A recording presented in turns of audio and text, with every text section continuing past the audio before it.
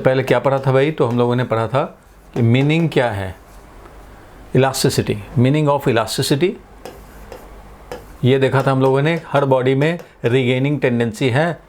जब भी कोई बॉडी डिफॉर्म्ड होगा under the influence of deforming force, तो जब रिलीज करेंगे डैट इज डिफॉर्मिंग फोर्स हटाएंगे, तो उस कंडीशन में इसमें क्या होता है भाई? तो रीगेनिंग होता है। कंप्लीटली रीगेनिंग हो जाए तो वो समझेंगे कि हम लोग भाई वो प्योर इलास्टिक हो गया। रिगेनिंग बिल्कुल ना हो तो प्योर इनइलास्टिक। रिगेनिंग टेंडेंसी जो होता है वो हम लोग मेज़र करते हैं रीस्टोरिंग फोर्स। वो हम लोग मेज़र करते हैं भाई restoring force per unit deformed area. जो हमारा रीगेनिंग टेंडेंसी का मेजर है वो है कि रीगेनिंग करने के पर्पज से कितना रीस्टोरिंग फोर्स डेवलप हो रहा है inside the deformed body per unit deformed area. This is known as stress. इसको हम लोग स्ट्रेस बोलते थे। अच्छा भाई, तो स्ट्रेस के 3 टाइप होते थे, longitudinal stress, volume stress and shearing stress. Longitudinal में 2 तरह का होता था, टेंसाइल और कॉम्प्रेसिव। लॉन्गिट्यूडनल में along the length force develop होता है जिसका पर्पस होता है to restore the original length. और वॉल्यूम स्ट्रेस का पर्पस होता है फोर्स पर यूनिट एरिया तो होगा बट वो होगा to restore the original volume. और शेयरिंग स्ट्रेस में शेप रीस्टोर करने का tendency per unit area, force per unit area. तो हम लोगों ने स्ट्रेस देखा था, फिर देखा था हम लोगों ने कि स्ट्रेन क्या होता है भाई। तो स्ट्रेन देखा तो वैसे ही ये स्ट्रेन बताता है हमारा कि कितना डिफॉर्म्ड हुआ है, डिफॉर्मेशन का एक्सटेंट बताने वाला स्ट्रेन है। Unitless dimensionless quantity, change in length upon original length, या change in volume upon original volume, या फिर theta. Change in volume upon original volume बोलेंगे तो वॉल्यूम स्ट्रेस, वॉल्यूम स्ट्रेन, और ये लॉन्गिट्यूडनल स्ट्रेन, और ये थीटा बोले तो शियरिंग स्ट्रेन। तो 3 टाइप के स्ट्रेन भी हैं, लॉन्गिट्यूडनल हो या वॉल्यूम हो या शियरिंग स्ट्रेन हो। स्ट्रेन देखा, और साथ में हम लोगों ने देखा भाई रॉबर्ट हुक का हुक्स लॉ। उनका क्या कहना था भाई कि जब भी हम लोग बात करेंगे सॉलिड के इलास्टिसिटी की तो हम लोग बात करेंगे with in elastic limit, within elastic limit.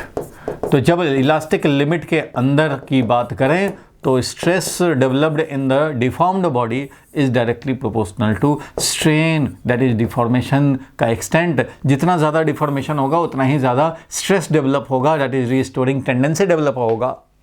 और इस प्रोपोर्शनलिटी को हम लोगों ने क्या बोला? Elasticity constant. प्रोपोर्शनलिटी कांस्टेंट को बोलते हैं इलास्टिसिटी कांस्टेंट। सो इलास्टिसिटी कांस्टेंट क्या हो जाएगा? स्ट्रेस अपॉन स्ट्रेन हो जाएगा भाई। तो हम लोगों ने ये देखा था कि स्ट्रेस अपॉन स्ट्रेन के रेशियो को बोलते हैं इलास्टिसिटी कांस्टेंट।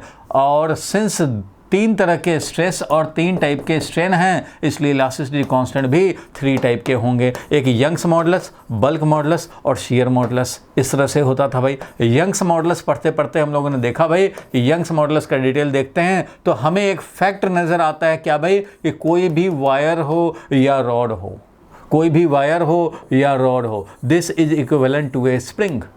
और वो स्प्रिंग जिसका इक्विवेलेंट अगर हम लोग समझते हैं तो this spring constant will be YA/L। मतलब इसका यंग्स मॉडुलस क्या है, ओरिजिनल लेंथ क्या है और क्रॉस सेक्शनल एरिया क्या है। इस वायर को हम लोग रिप्लेस कर सकते हैं एक इक्विवेलेंट स्प्रिंग से। इसलिए इससे हमें यह भी पता लगा भाई कि एनर्जी स्टोर्ड क्या होता है। तो एनर्जी स्टोर्ड तो भाई हाफ के एक्स स्क्वायर ही होता है। हाफ के x square that is half, और के बदले में लिखेंगे YA/L एक्स स्क्वायर। और इसी को जब हम लोग एडजस्टमेंट करते हैं तो क्या मिलता है भाई?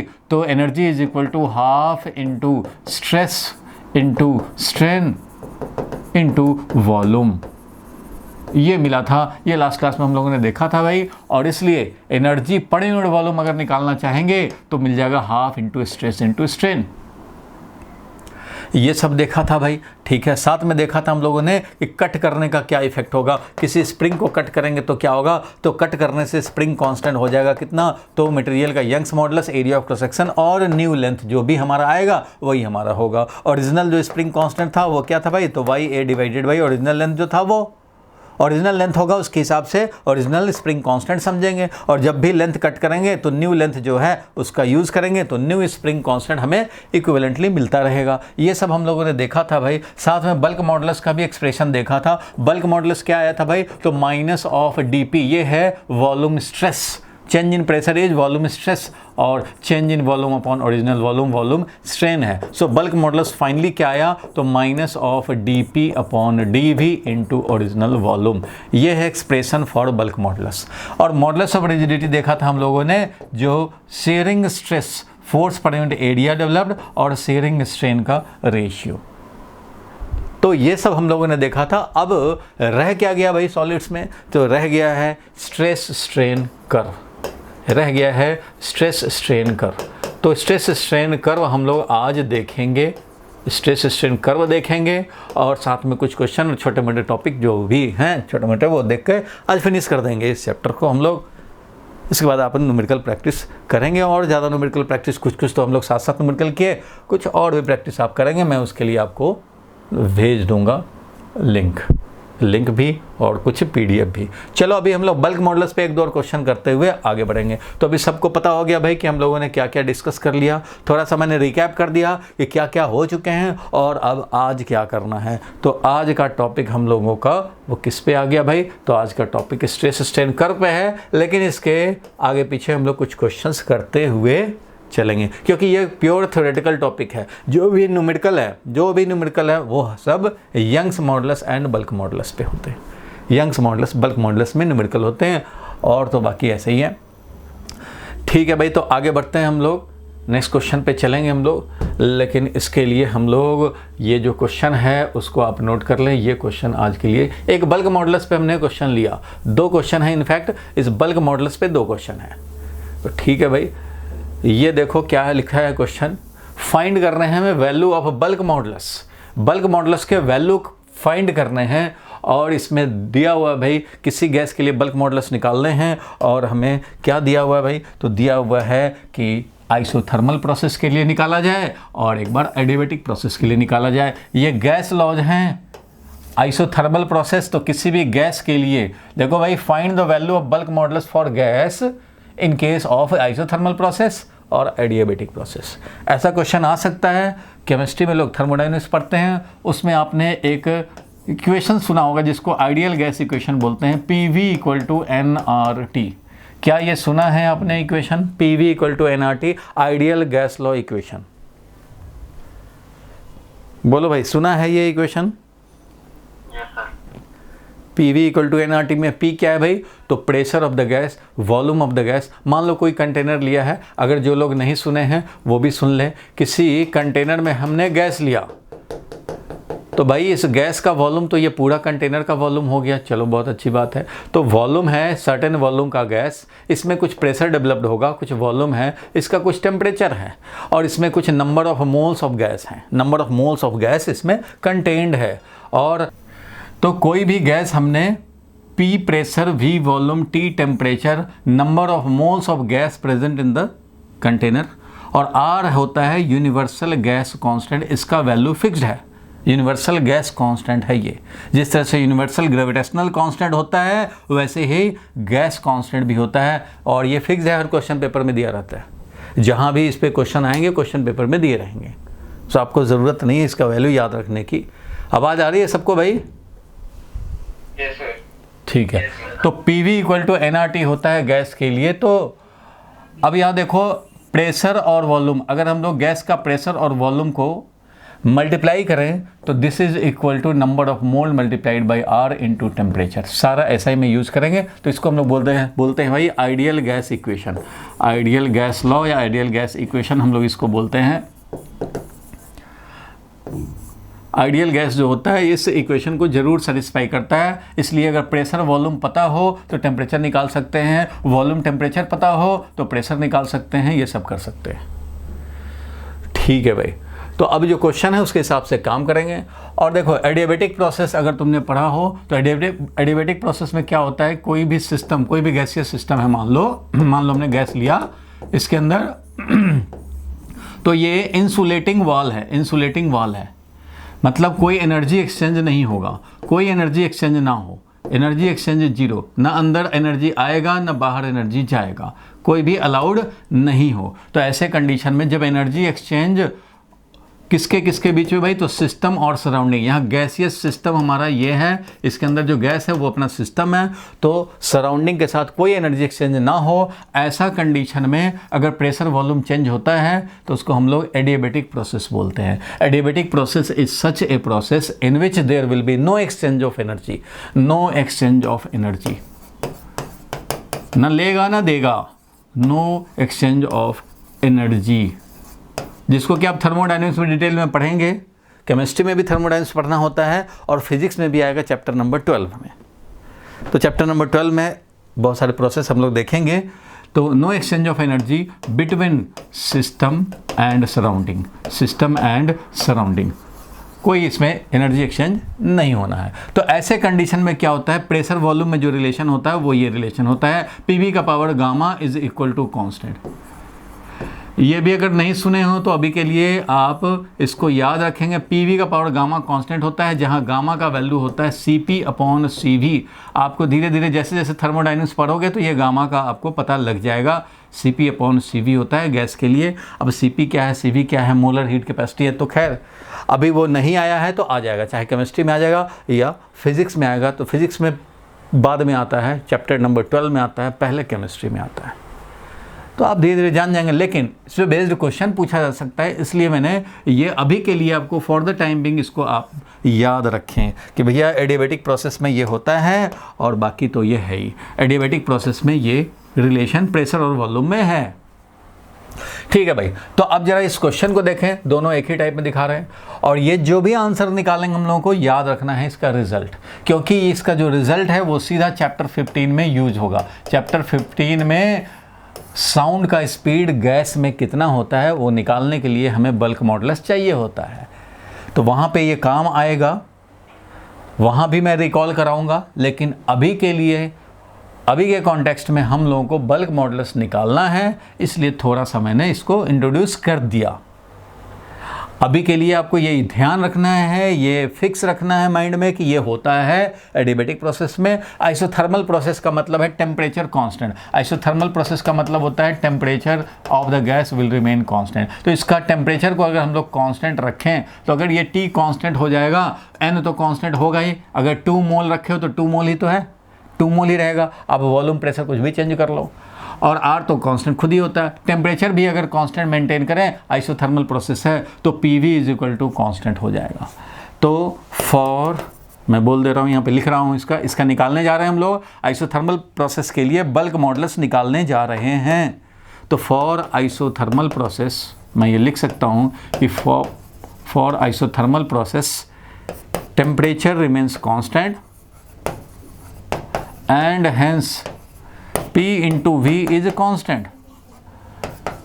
ठीक है भाई, कांस्टेंट है, तो बल्क मॉडुलस का वैल्यू निकालना है।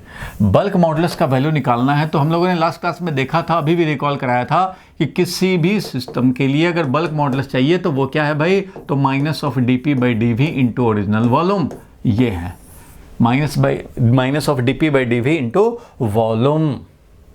तो समझो तुम्हें बल्क मॉडुलस निकालना है तो समझो यही निकालना है, समझो यही निकालना है। तो वो निकालने के लिए चलेंगे भाई। तो PV कांस्टेंट है, हमें चाहिए dP/dV। देखो भाई dP/dV इंटू V ये चाहिए, तो बल्क मॉडुलस मिल जाएगा। तो ठीक है भाई, मुझे क्या चाहिए, dP/dV। तो for getting dP/dV, for getting dP/dV क्या करेंगे भाई, तो डिफरेंशिएट करेंगे। We differentiate with respect to volume. क्यों भाई, dP/dV चाहिए तो वॉल्यूम के रिस्पेक्ट में डिफरेंशिएट करने पड़ेंगे। तो ठीक है भाई, इसको वॉल्यूम के रिस्पेक्ट में डिफरेंशिएट करेंगे। प्रेशर चेंज होगा, वॉल्यूम चेंज होगा, बट टेम्परेचर चेंज नहीं होना है, मतलब ये right hand side is constant, क्योंकि आइसोथर्मल प्रोसेस के लिए निकालना है। आइसोथर्मल का मतलब है, आइसो मतलब ये सेम रहे और थर्मल मतलब टेम्परेचर यहाँ सेम रहे। सो सेम टेम्परेचर वाला प्रोसेस के लिए निकालना है। तो सेम टेम्परेचर है तो प्रेशर अगर डबल होगा तो वॉल्यूम अपने आप हाफ होगा, क्योंकि product is to remain same. Anyway P अगर चेंज करता है तो V भी चेंज होगा, सच दैट कि ये product P into V same रहे, कॉन्स्टेंट रहे। हमें चाहिए बल्क मॉडुलस, इसलिए dP/dV चाहिए। बल्क मॉडुलस का वैल्यू होता है minus of dP/dV into V। इसलिए हम लोग क्या करेंगे भाई, तो dp/dv जैसे ही मिल जाएगा तो वैसे भी अगर dp/dv मिल जाए तो उसमें v मल्टीप्लाई कर देंगे, मिल जाएगा हमें बल्क मॉडुलस। तो इसके लिए मैं क्या कर रहा हूँ भाई, तो डिफरेंशिएट कर रहा हूँ। तो डिफरेंशिएट करते हैं इसको। अगर इसको मैं डिफरेंशिएट करूँ तो क्या मिलेगा भाई, तो यहाँ देख रहे हैं प्रोडक्ट फॉर्म है और डिफरेंशिएशन सबको मालूम है प्रोडक्ट फॉर्म में। पहला फैक्टर डिफरेंशिएट करते हैं तो दूसरा factor as it is multiply करते हैं, प्लस पहले फैक्टर को अगर मैं मल्टीप्लाई करूँ दैट इज p करूँ मल्टीप्लाई, तो दूसरा फैक्टर को डिफरेंशिएट करना पड़ेगा, यानी वॉल्यूम को वॉल्यूम के रिस्पेक्ट में डिफरेंशिएट करना पड़ेगा। तो इस तरह से डिफरेंशिएट किया, प्रेशर को डिफरेंशिएट किया वॉल्यूम के रिस्पेक्ट में, इनटू v किया, प्लस p मल्टीप्लाई किया तो वॉल्यूम को डिफरेंशिएट करेंगे वॉल्यूम से, और कांस्टेंट है इसको जब डिफरेंशिएट करेंगे विद रिस्पेक्ट टू वॉल्यूम तो दिस विल बी 0। वो तो 0 होना ही चाहिए भाई, 0 होगा। तो हमने डिफरेंशिएट कर दिया, प्रोडक्ट फॉर्म है डिफरेंशिएशन का product form dp/dv into v plus p into dv/dv। तो इस तरह से जब डिफरेंशिएट कर दिया तो अब हम लोग क्या करेंगे भाई, तो अब हम लोग क्लियरली क्या करें, तो dp/dv इंटू v है, dp/dv into v is equal to volume को वॉल्यूम के रिस्पेक्ट में करेंगे 1 हो जाएगा, ये 1 हो जाएगा, ये p है तो ये माइनस p उधर ले जाएंगे तो माइनस p हो जाएगा भाई, dp/dv into v is minus p। अरे भैया मुझे यही तो चाहिए था लेकिन माइनस के साथ चाहिए था, तो कोई बात नहीं है माइनस ले आते हैं भाई। तो माइनस ऑफ इधर वाला माइनस इधर ले आए तो माइनस ऑफ dp/dv इंटू ये volume is equal to only p, क्योंकि माइनस इधर ले आए और ये जैसे ही आ गया तो हमारे पास तैयार हो गया भाई। इसी को तो बोलते हैं bulk modulus. It means isothermal process के लिए बल्क मॉडुलस आ चुका, pressure of the gas, pressure of the gas. Isothermal bulk modulus is nothing but pressure of the gas. तो ये याद रखना है कि आइसोथर्मल प्रोसेस के लिए बल्क मॉडुलस का वैल्यू आता है प्रेशर, दैट्स इट, इतना आपको ध्यान रखने हैं। और ये यूज़ भी होगा चैप्टर 15 में, उस समय फिर याद में दिलाऊंगा कि भैया आपने पढ़ा था कि आइसोथर्मल प्रोसेस के लिए बल्क मॉडुलस हमारा होता है प्रेशर, आइसोथर्मल प्रोसेस के लिए बल्क मॉडुलस का वैल्यू आता है प्रेशर, एडियाबैटिक के लिए आता है गामा इंटू प्रेशर। तो अभी कैसे आया वो समझ में आ गया भाई, क्योंकि PV = nRT सबके लिए है भाई। तो टेम्परेचर कांस्टेंट रखेंगे तो ये होगा, टेम्परेचर कांस्टेंट रखेंगे और dp/dv निकालने चले थे, dp/dv के साथ हमें v भी मिला, dp/dv के साथ v मल्टीप्लाइड भी मिला। बहुत अच्छी बात, हमें यही तो चाहिए था और इसमें माइनस चाहिए तो माइनस उधर लेके गए, मिल गया हमें प्रेशर ऑफ द गैस।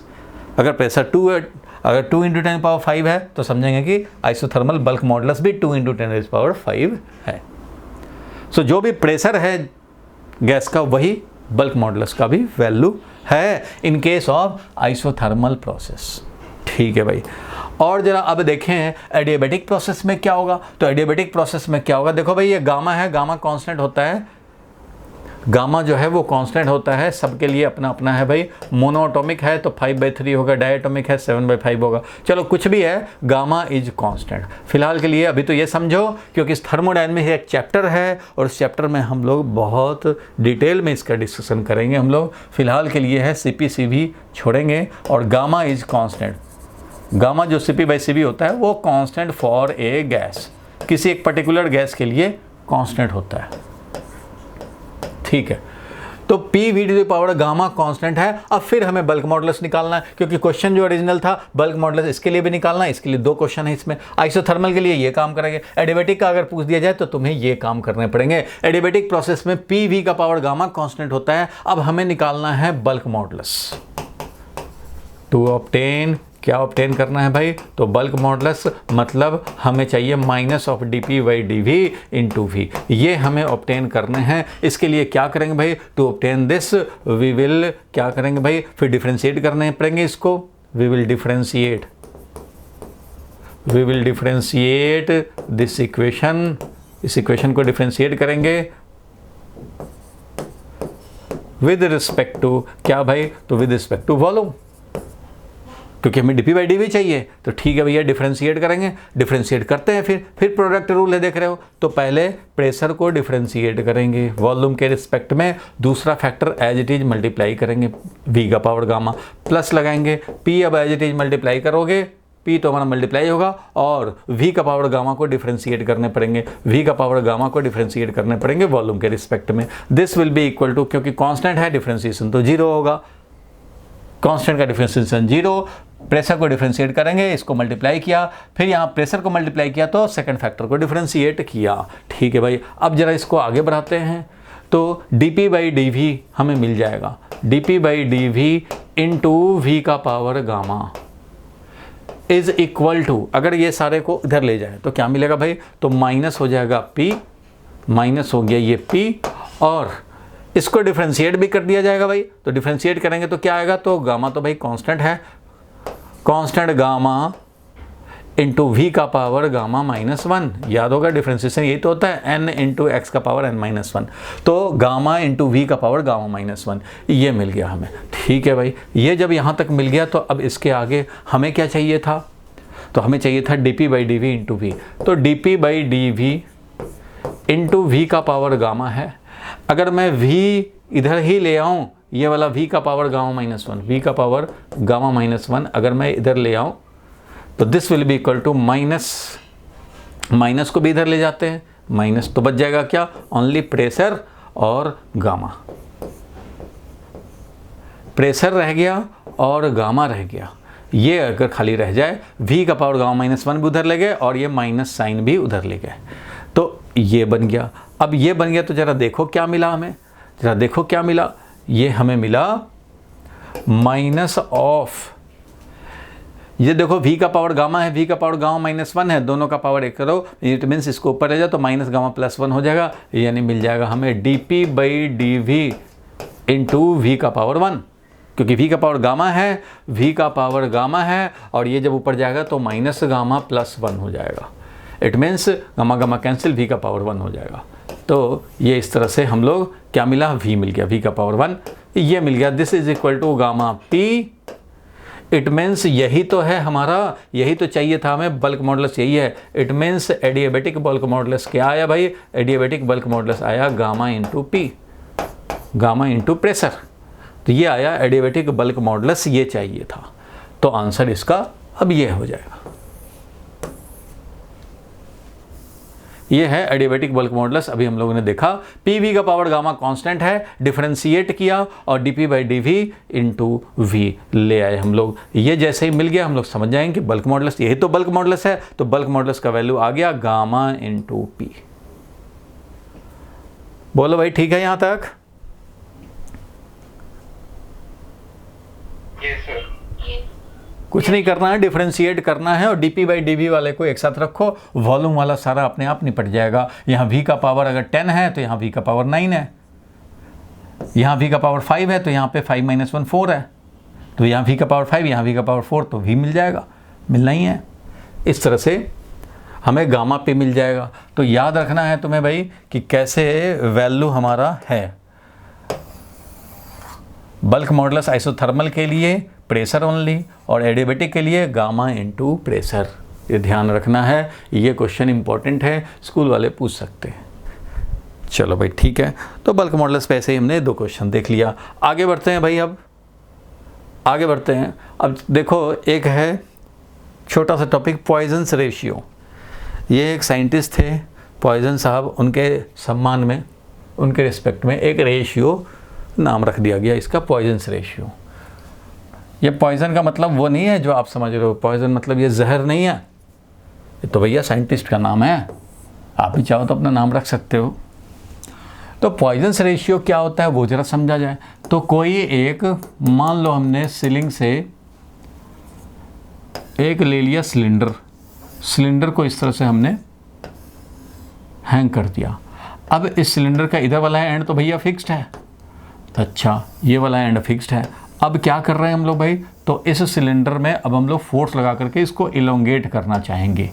इसको इलोंगेट करना चाहेंगे तो ठीक है भाई, इलोंगेट करो, ये ओरिजिनल है। इलोंगेट करेंगे तो क्या होगा, लेंथ तो इसका इंक्रीज होगा, लेंथ तो इंक्रीज होगा, लेकिन एरिया ऑफ क्रॉस सेक्शन थोड़ा सा कम हो जाएगा, क्योंकि मटेरियल एक्स्ट्रा थोड़ी आएगा, वॉल्यूम जितना था मटेरियल का वो उतना ही रहेगा। ये इस तरह से लेंथ में इंक्रीमेंट तो होगा, बट एरिया में डिक्रीमेंट हो जाएगा, क्रॉस सेक्शनल एरिया में डिक्रीमेंट हो जाएगा। पहले क्रॉस सेक्शनल एरिया ये था, अब क्रॉस सेक्शनल एरिया ये कम हो गया।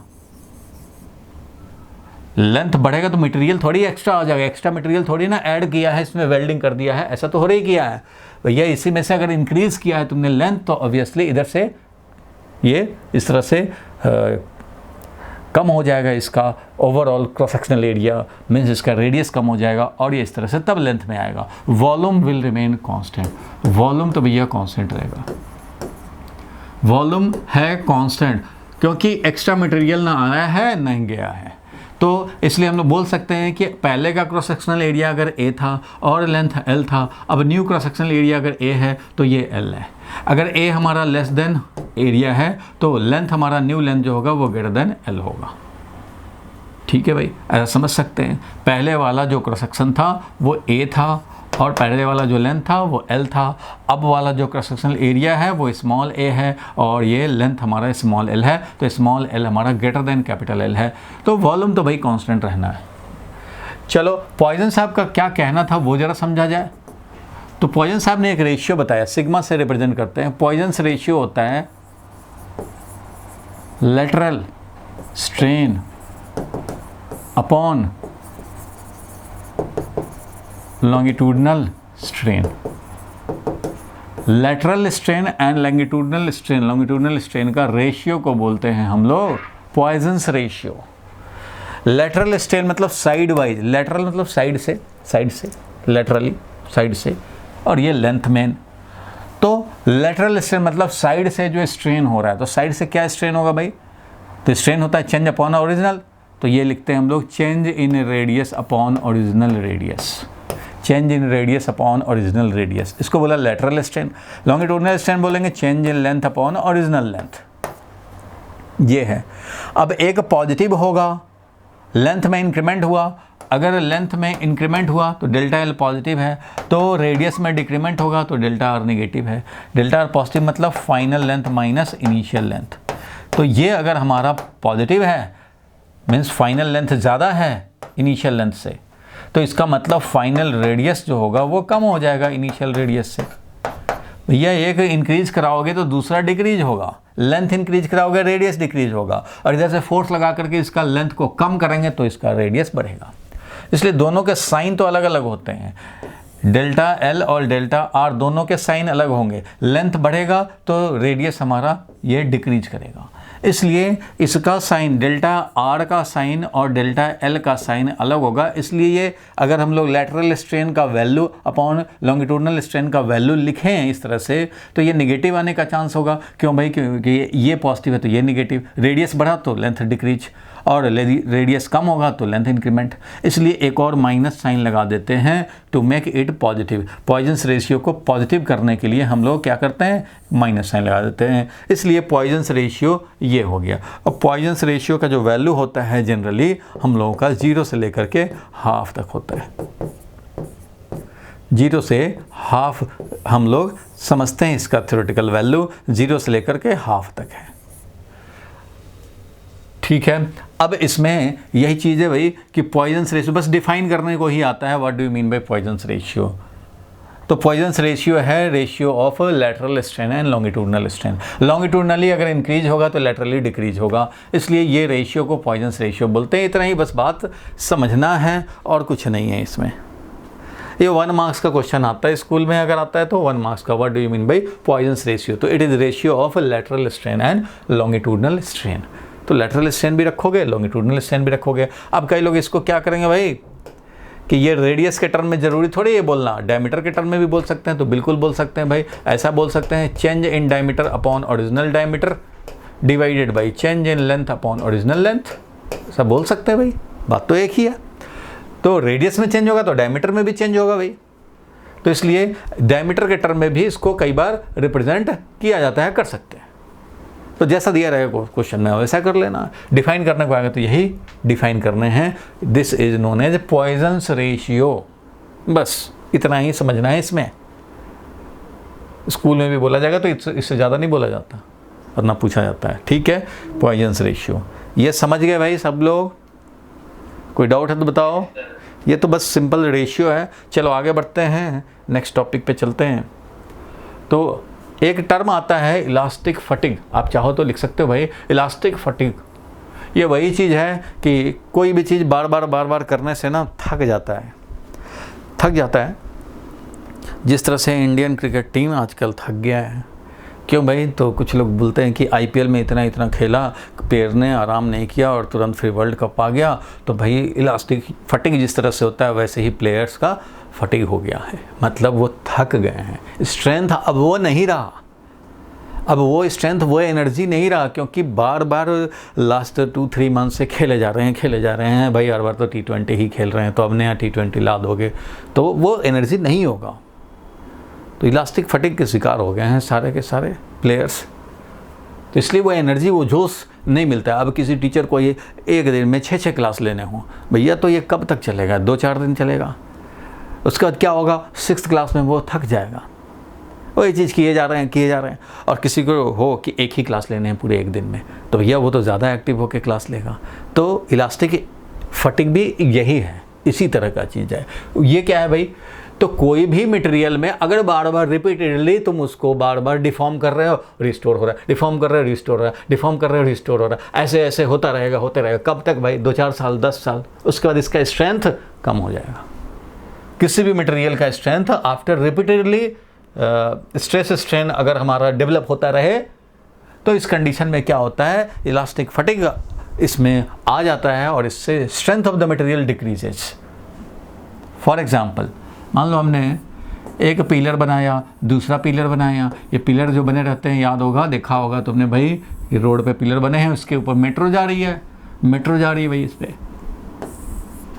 अब क्या है भाई कि ये जिस भी मटेरियल का बना हुआ है, या ये जिस मटेरियल का ट्रैक बना हुआ है, इस पे क्या हो रहा है? बार मेट्रो आ रहा है, चला जा रहा है। मेट्रो आए तो थोड़ा सा डिफॉर्मेशन तो होगा भाई। कोई भी ट्रैक है उस पर जब ट्रेन रहेगा तो उस समय तो डिफॉर्मेशन कुछ ना कुछ तो होगा, बिल्कुल होगा। ट्रेन को आखिर ये ट्रेन को इसने नॉर्मल लगाया। क्यों नॉर्मल लगाया भाई? पहले जब ट्रेन नहीं था तब तो नहीं लगाया था, अब है तब ने लगा रहा है। तो है तो क्यों लगाया? तो भैया ट्रेन जब है तो इसने कुछ तो डिफॉर्म किया, ऊपर के मॉलिक्यूल को थोड़ा तो शिफ्ट किया, तब तो दूसरे मॉलिक्यूल हल्ला करेंगे और फोर्स लगाएंगे, वापस जाओ।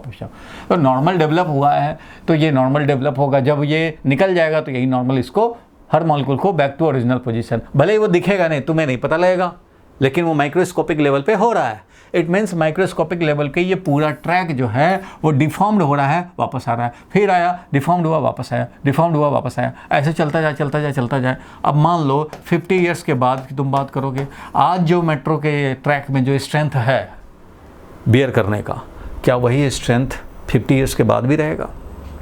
मान लो मैक्सिमम लोड अभी जो है इस पर 5000 या 50,000, अगर मान लो 50,000 न्यूटन ये या केजी लोड बियर कर सकता है maximum.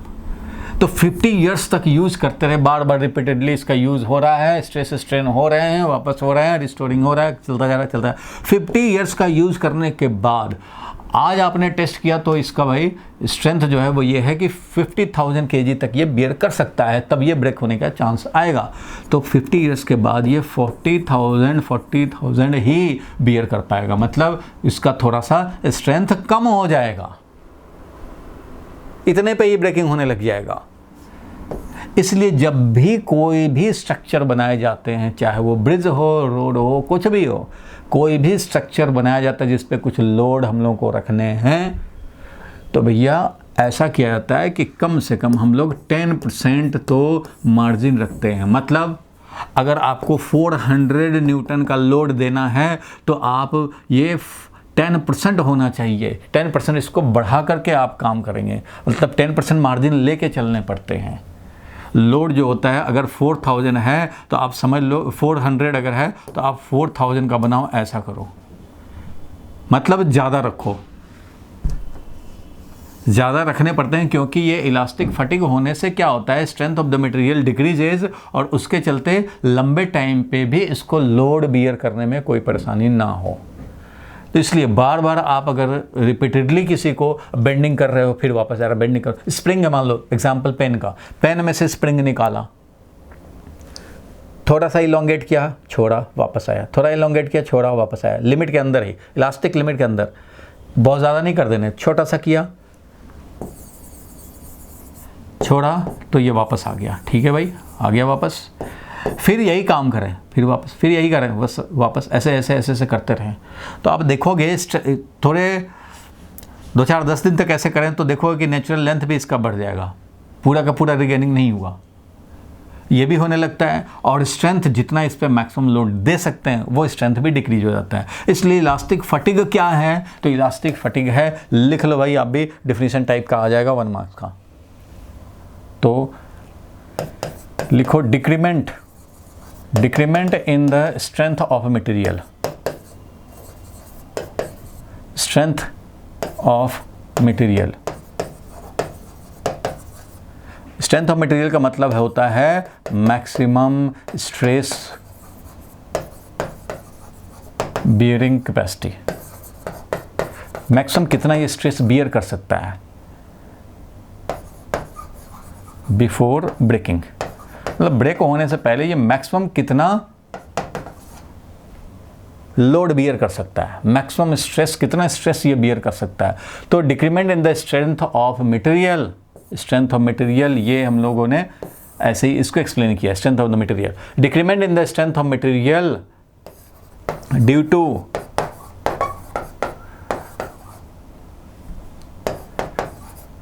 repeated use of the material is called elastic fatigue। तब इसको हम लोग इलास्टिक फटीग बोलते हैं। Decrement in the strength of the material, decrement in the strength of material due to repeated use of material is called, due to repeated long time use बोल दें तो और ज़्यादा अच्छा हो जाएगा, due to repeated long time use.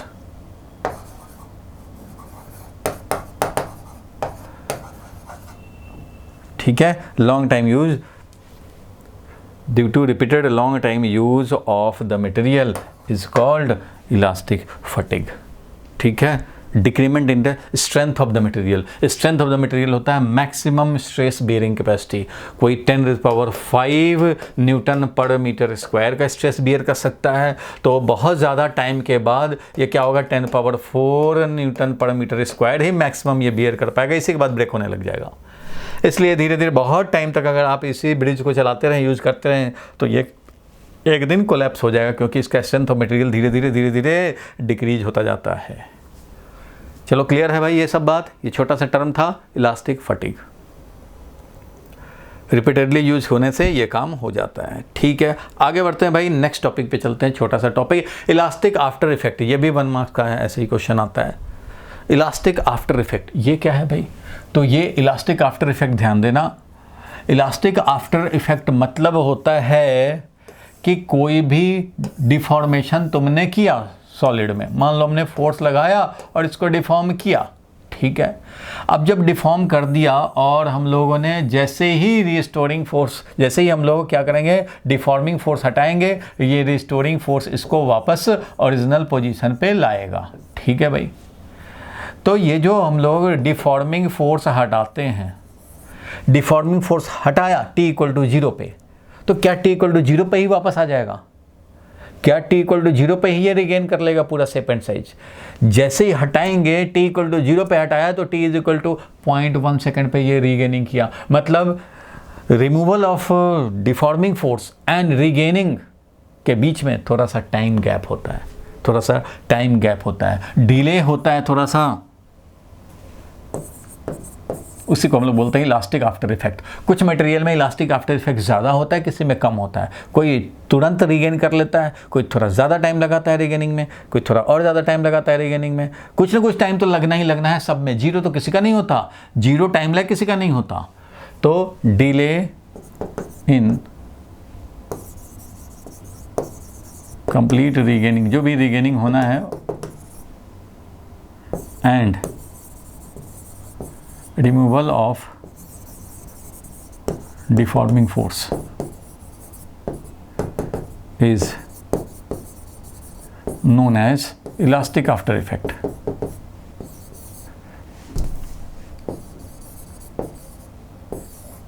Elastic after effect मतलब कुछ मटेरियल का थोड़ा कम टाइम लगता है, किसी मटेरियल के लिए कम टाइम लगा, मान लो 10⁻² सेकेंड लगा, किसी मटेरियल के लिए 10⁻³ सेकेंड लगा रिगेन होने में।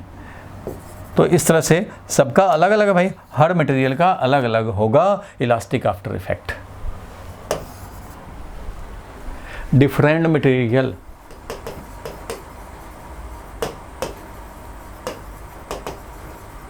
have different elastic after effect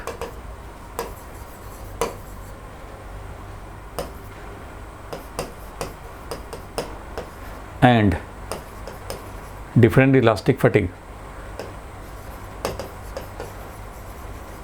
ये सब के लिए इलास्टिक फटिग भी हर मटेरियल का अपना अपना है। अब कोई है कि 1000 बार करो तो इसका स्ट्रेंथ में 5% का डिक्रीमेंट हुआ, किसी का 1000 बार, दूसरे कॉपर का 1000 बार यूज़ किया तो उसमें 6% का स्ट्रेंथ में डिक्रीमेंट हुआ, किसी में 7% का स्ट्रेंथ में डिक्रीमेंट हुआ। इट मीन्स इलास्टिक फटिग भी अलग अलग है सबका। और यहाँ पे बात हो रही है इलास्टिक आफ्टर इफेक्ट की, कोई थोड़ा कम टाइम लगता है, किसी को ज़्यादा टाइम लगा, किसी को कम टाइम लगा, किसी को और कम टाइम लगा। तो इस तरह से सबका अपना अपना how quickly the deformed solid regains its original shape and size after removing the deforming force. कितना क्विक रिस्पॉन्स होगा वो है उस मटेरियल का इलास्टिक आफ्टर इफेक्ट। जल्दी क्विक हो रहा है तो इसका मतलब इलास्टिक आफ्टर इफेक्ट कम है, डिले कम है। तो थोड़ा ज़्यादा टाइम लगा रहा है, इलास्टिक आफ्टर इफेक्ट उसका ज़्यादा है। क्लियर है ये बात? छोटी सी बात, ये भी 1 सेंटेंस वाला है क्वेश्चन।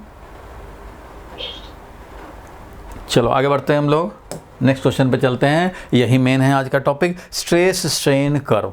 स्ट्रेस स्ट्रेन कर्व देखें हम लोग। तो देखो स्ट्रेस स्ट्रेन कर्व क्या होता है। तो एक तरफ हम लोग दिखाते हैं स्ट्रेस और एक तरफ दिखाते हैं स्ट्रेन। तो आपको पता है कि स्ट्रेस स्ट्रेन कर्व जो होता है वो कैसा होना चाहिए भाई? स्ट्रेस स्ट्रेन कर्व होना चाहिए कैसा? तो स्ट्रेस स्ट्रेन कर्व होना चाहिए तुम्हारा जिस तरह से हम लोग ने देखा था हुक्स लॉ। हुक्स लॉ क्या कहता है भाई? कि स्ट्रेस स्ट्रेन कर्व एक स्ट्रेट लाइन की तरह होगा।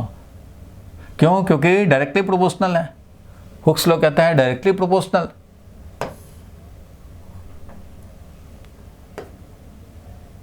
ठीक है, डायरेक्टली प्रोपोर्शनल बोलता है हुक्स लॉ के अकॉर्डिंगली हम लोग बोलेंगे कि डायरेक्टली प्रोपोर्शनल है। क्या डायरेक्टली प्रोपोर्शनल है भाई? क्या डायरेक्टली प्रोपोर्शनल है? तो stress is directly proportional to strain. तो यहाँ देख रहे हो कि स्ट्रेस और स्ट्रेन कर्व में ये डायरेक्टली प्रोपोर्शनल वाला होगा। जहाँ तक ये स्ट्रेट लाइन है यहाँ पे एक डॉट लगाएंगे और इसको बोलेंगे हम लोग ए पॉइंट, और A point is proportionality limit. Proportionality limit, ये है प्रोपोर्शनैलिटी लिमिट। और इसके बाद क्या होता है? तो इसके बाद ये इस तरह से कर्व बनता है।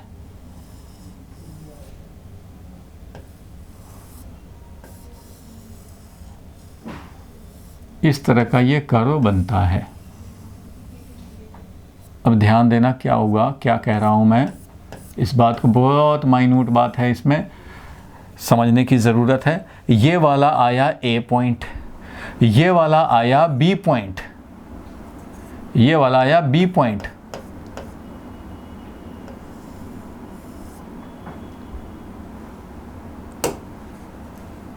किसको बोला बी पॉइंट भाई? तो इसको बोला बी पॉइंट। ये वाला हमारा बी पॉइंट है, ये वाला ए पॉइंट है, ये वाला सी पॉइंट है और ये वाला डी पॉइंट है।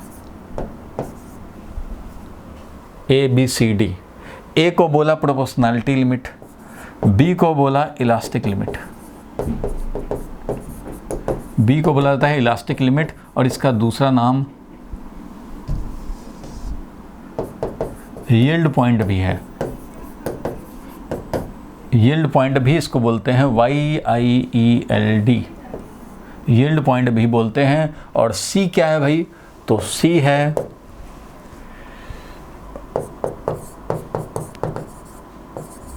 Ultimate tensile strength. Tensile strength मतलब यही है मैक्सिमम स्ट्रेस ये यही बोल सकते हैं ब्रेकिंग स्ट्रेस, मतलब यही भी डिसाइड करता है स्ट्रेंथ ऑफ द मटेरियल, जो भी थोड़ी देर पहले हम लोग देख रहे थे।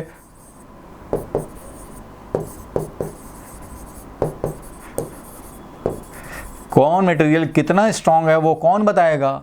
तो सी जितना हाई हो, जितना ज़्यादा हो। अभी थोड़ी देर में क्लियर हो जाएगा, ये सब पॉइंट्स क्लियर हो जाएंगे अभी थोड़ी देर में। फिलहाल तो ये है कि ये सी पॉइंट क्या है भाई, तो ये अल्टीमेट टेंसाइल स्ट्रेंथ या बोले मैक्सिमम स्ट्रेस जो कि ये बियर कर सकता है। इसके बाद इसको ब्रेक होना है, इससे ज़्यादा स्ट्रेस अप्लाई किया तो ब्रेक होगा। और ये तो सी हो गया। अब डी पॉइंट क्या है? तो डी है fracture point.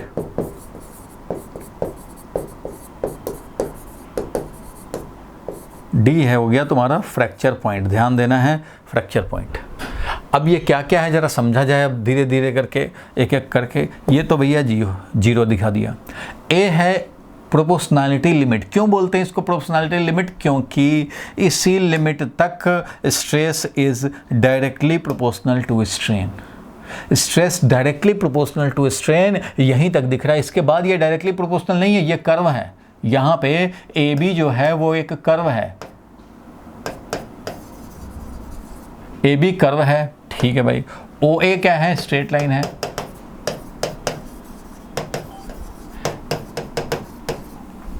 O a straight line है, ए बी हमारा कर्व है, और बी पॉइंट पे ये हॉरिजॉन्टल हो रहा है। यहाँ पे देख रहे हो कर्व हॉरिजॉन्टल ऑलमोस्ट हो रहा है।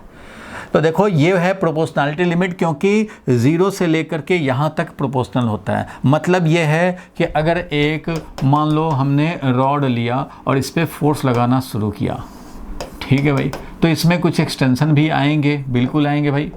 एक्सटेंशन आएगा, फोर्स लगाया जा रहे हो और इस फोर्स को बढ़ाते जाओ धीरे धीरे। तो थोड़ा सा फोर्स बढ़ाया, हटा दिया, रीगेनिंग हो गया। मतलब थोड़ा सा हमने स्ट्रेस डेवलप किया, थोड़ा स्ट्रेन डेवलप हुआ, थोड़ा सा स्ट्रेस के लिए थोड़ा सा स्ट्रेन हुआ इसमें, और जब हमने हटा लिया डिफॉर्मिंग फोर्स वापस आ गया। यही करो, मतलब छोटा स्ट्रेस, कोई स्ट्रेस नहीं दिया, जीरो स्ट्रेस जीरो स्ट्रेन। थोड़ा सा स्ट्रेस डेवलप होगा, थोड़ा स्ट्रेन भी डेवलप होगा, स्ट्रेन होगा तो स्ट्रेस भी डेवलप होगा भाई, restoring force per unit area. थोड़ा और डिफॉर्मेशन और ज़्यादा फोर्स लगाएंगे तो और ज़्यादा रिस्टोरिंग फोर्स, मतलब स्ट्रेस ज़्यादा डेवलप होगा, लेकिन वो करस्पॉन्डिंग टू ज़्यादा स्ट्रेन। तो जितना ज़्यादा स्ट्रेन हो रहा है उतना ही ज़्यादा स्ट्रेस भी डेवलप होता जा रहा है। ये प्रोपोर्शनैलिटी लिमिट है, ये प्रोपोर्शनैलिटी होता रहता है भाई यहाँ तक, क्योंकि रॉबर्ट हुक ने बताया था भाई Hooke's law, stress is directly proportional to strain. तो जब stress directly proportional to strain है, इसका मतलब stress is equal to constant times strain है। और ये जब कांस्टेंट, मतलब ये समझ लो ये वाई एक्सिस पे दिखा रहे हो, ये हमारा इलास्टिसिटी कांस्टेंट है, मान लो 100, और स्ट्रेन है हमारा x, ये x एक्सिस दिखा रहा हो। तो y is equal to 100x जैसा, या अगर इलास्टिसिटी कांस्टेंट 10 है तो y इक्वल टू 10x जैसा, या इलास्टिसिटी कांस्टेंट 2 है तो y is equal to 2x की तरह। यही तो दिखाएंगे। स्ट्रेस है, इधर स्ट्रेन है, y है, इधर x है। तो स्ट्रेस और स्ट्रेन कर्व बिल्कुल लीनियर होगा। स्ट्रेस बढ़ाओगे स्ट्रेन भी बढ़ेगा, स्ट्रेस थोड़ा और बढ़ाया स्ट्रेन और बढ़ा, थोड़ा और बढ़ाया और स्ट्रेन है। तो जितना ज़्यादा स्ट्रेन जितना ही ज़्यादा स्ट्रेस होता रहेगा।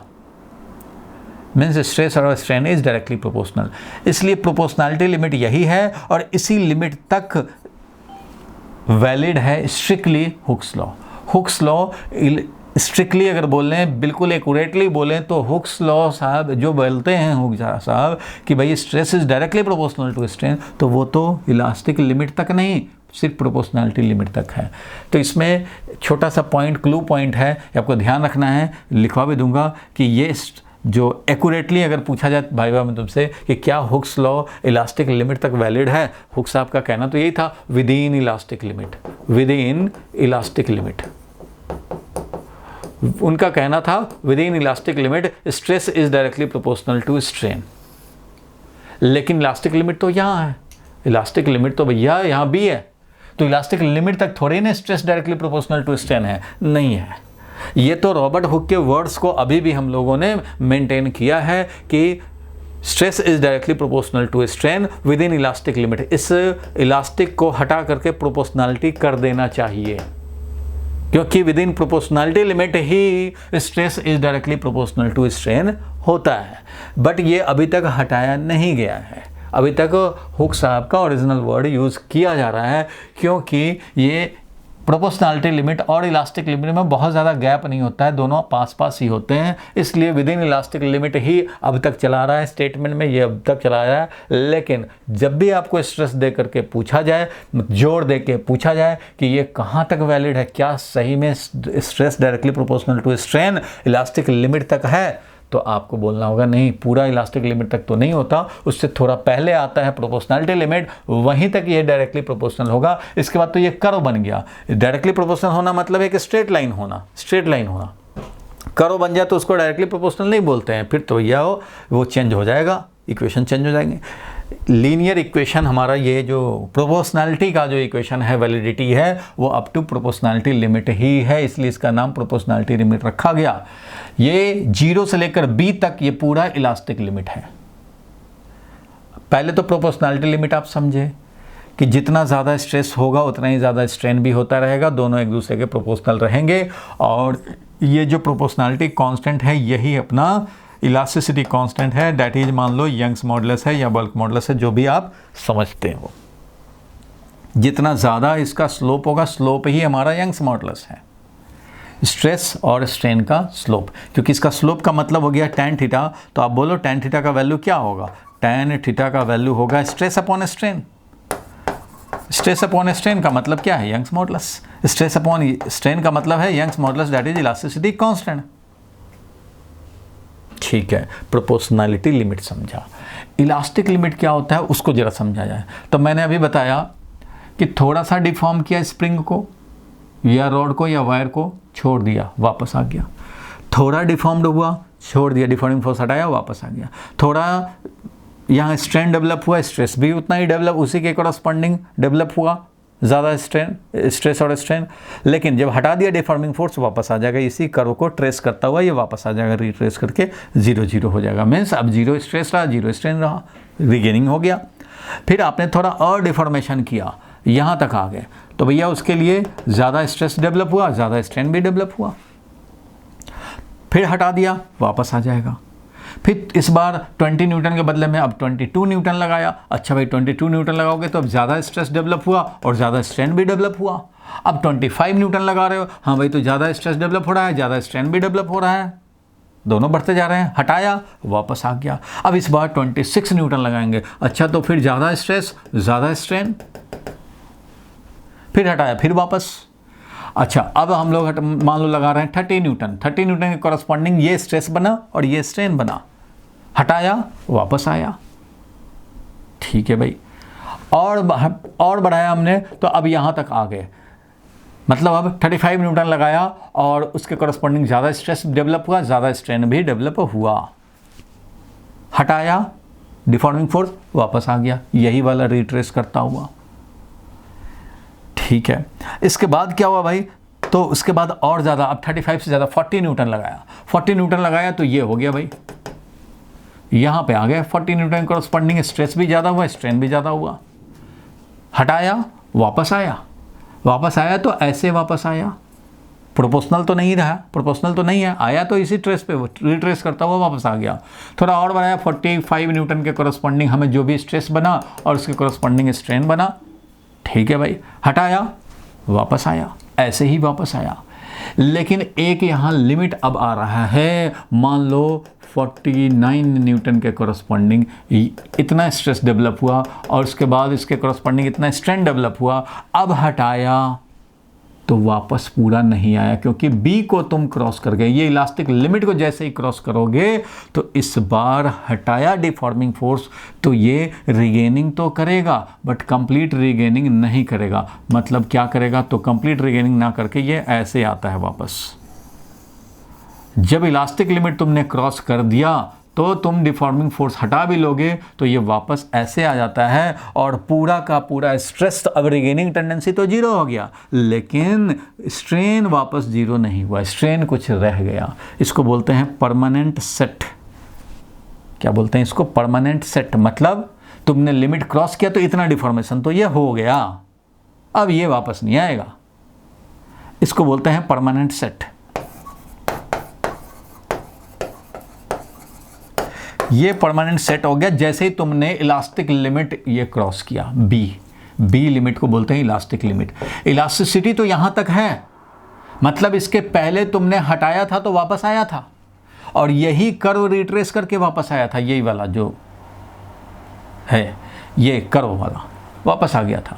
लेकिन इसको क्रॉस जैसे ही किया और हटाओगे तो भी ये वापस नहीं आएगा, मतलब कंप्लीट रिगेनिंग नहीं होगा, ये क्या बन जाएगा, परमानेंट सेट बन जाएगा। इसलिए इसको बोलते हैं इलास्टिक लिमिट। इलास्टिसिटी तो यहाँ तक वैलिड है, यहाँ तक अगर आप हटाते हो डिफॉर्मिंग फोर्स रिगेनिंग हो जाता है, लेकिन इस इलास्टिक लिमिट को जैसे ही तुमने क्रॉस किया तो अब तुम डिफॉर्मिंग फोर्स हटा भी लोगे तो पूरा रिगेनिंग नहीं होगा, there will be some permanent set. ठीक है, ये समझे इलास्टिक लिमिट। इसका यील्ड पॉइंट भी बोलते हैं, क्योंकि ये यील्डिंग का मतलब होता है कि कोई सॉलिड सेमी सॉलिड में कन्वर्ट हो गया। मतलब समझो सॉलिड में जो मॉलिक्यूल में अट्रैक्शन होते हैं, फोर्स होते हैं, तो इसमें तुमने एक्सपेंशन करना शुरू किया, एक्सपैंड करना शुरू किया, तो इन दोनों में फोर्स लगता है स्प्रिंग की तरह, और ये हटाते हुए वापस ले आता है, वापस ले आता है, वापस ले आता है। लेकिन एक ऐसा लिमिट आएगा कि उससे ज़्यादा तुमने कर दिया, तो अब इन दोनों में जो बाउंडेशन था वो ऐसा ब्रेक हुआ कि ये पूरा का पूरा वापस नहीं आएगा, परमानेंट सेट रह जाएगा, यील्डिंग हो जाएगा। यील्डिंग का मतलब है कि अब पूरा रिगेन नहीं होगा। यील्ड मतलब सेमी सॉलिड बनना।